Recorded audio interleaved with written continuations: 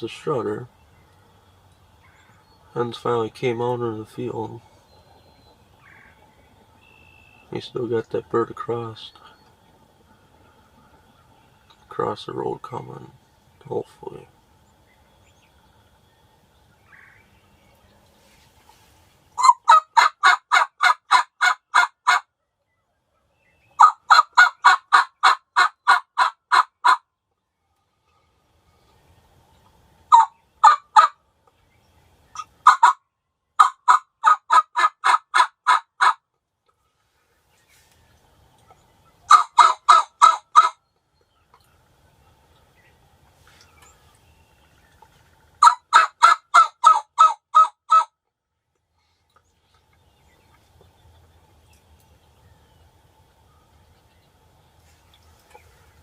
We'll see what happens here in a bit.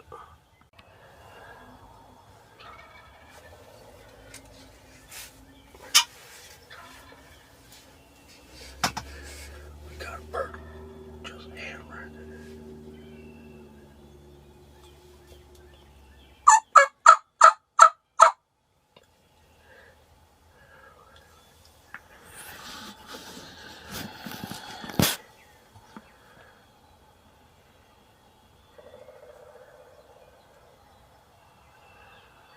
Come on, Lord, please.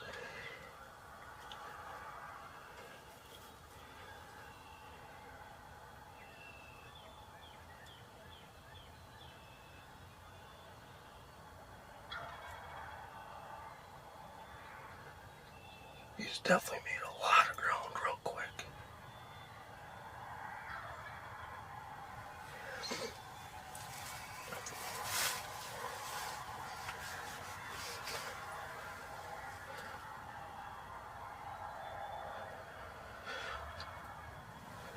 He's definitely made a lot of ground real quick.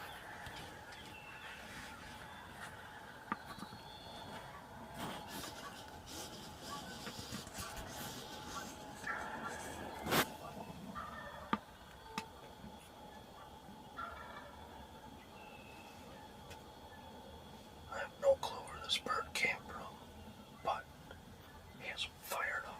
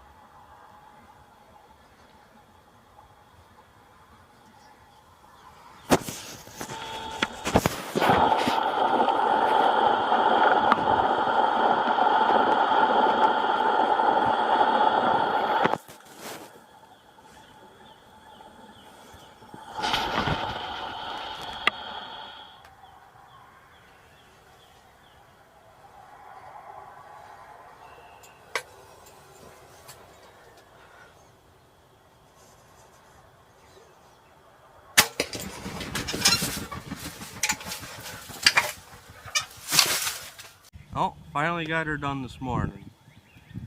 Second bird with the bow this season, which is definitely, I've shot enough with the gun at 15 yards in the decoys. Shot enough running and gunning on public. But trying to draw a bull back when a bird is looking right at the blind is almost as hard as drawing a bull back on a big mature doe that's looking up at you every so often in the tree stand. But these birds have been pitching out in the cornfield. They've been roosting 100 yards from the blind. When they pitch down, they usually are about 100, 120 yards out in the field. And they have been going down to the marshy area where this one ended up flying to after I hit him with the bow, and get a drink of water. They come back out into the cornfield, and then they come through a gap in the hedgerow right to my left. And things change throughout the year, and the neighbor must have put the bird feeders out, because yesterday morning the big mature tom that I've been trying to get and the uncle's been trying to get pitched down in the pines because he can't glide out into the cornfield because he's heavier. He's at least 25 pounds. I've never seen a turkey this big around here for a while. And a lot of them range 21 to 23 pounds. So yesterday they went up to the top of the field behind me, up above the pines where there's a winter wheat field. And then the hens, I don't know if something spooked them or what, but they pitched back up into the pines where they were roosted, and then they pitched out of the pines into the cornfield. I don't know if they just didn't want to walk through the pines because it was super early in the morning. We got coyotes around. Last year I hunted here, and there was a coyote that actually almost got a turkey, the tom turkey I was after. He came out where this one came out, and all of a sudden I was watching him, hoping he was going to come through the gap in the road, or in the field, and he kind of like spooked a little bit, and all of a sudden he took off flying, and a coyote came running out of the pines. So that's the first. So they pitched out in the cornfield and they were feeding, and then that tom came booking it down through the pines to get back with the hens. And he seen me. As soon as he seen the jake, he started gobbling, but then he just trotted over to the hens. And the neighbor put the bird feeders out, so then the hens all went over to the guy's house, and I just watched it was very pretty seeing a tom's fan with the sun behind it as he's strutting around hens in the field. And I just watched him strutting around in the guy's yard, and that was the last bird I seen all day yesterday and heard. So then this morning came back. I know they keep pitching out into this field, and the tom keeps coming out here after the hens. So the tom actually must have went somewhere else up in that winter wheat field. But the hens pitched out here in 3 jakes, and the jakes were a little excited this morning. We're doing some weird things to corn stalks, as the video shows. And yeah, the hens fed back over to the bird feeder. Jakes went up back up where the tom was, and I don't know, 45 minutes to an hour later, I heard a very faint gobble, almost like it was a silent gobble, because that bigger mature tom was in the area. And for a tom to find hens, he has to gobble or go in a strut zone to find them, like a field or big hilltop in the woods that's open. He'll go up there and strut and drum and get his hens to come in like that, or they'll do a silent gobble, which is more of a muffled gobble. So then I quickly cut and yelped at him, and then he hammered like a full gobble. And I don't know at the time I didn't know if it was him, the big mature bird, or not. But then he went silent, and I said, well, for him to just gobble on his own like that, and then I yelp at him, he just hammers on it twice, and then goes silent. He's definitely moving this way. And there's a little knoll up in the pines where it's open, where they pitch down sometimes. And he sat up there for 3 minutes just hammering one after another. I just did a couple clean, like, soft yelps, like a hen feeding in the field. And he hammered on that. And then he went silent. I'm like, well, he has to be then coming down to the field.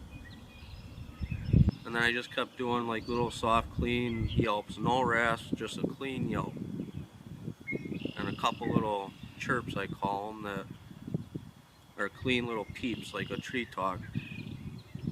And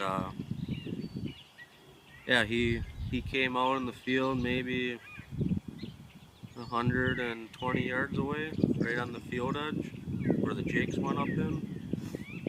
And as soon as he seen the jake, he just went into full strut and started gobbling, as the video shows.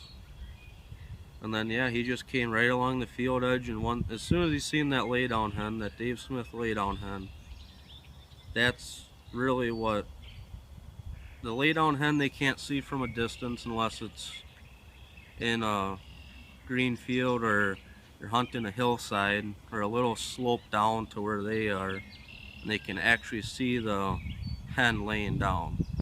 But right here it's kind of flat and kind of dipped where he was, so he couldn't see. But then in the video you can see him popping his head up and he's really staring. And then after that, then it sucks him right in.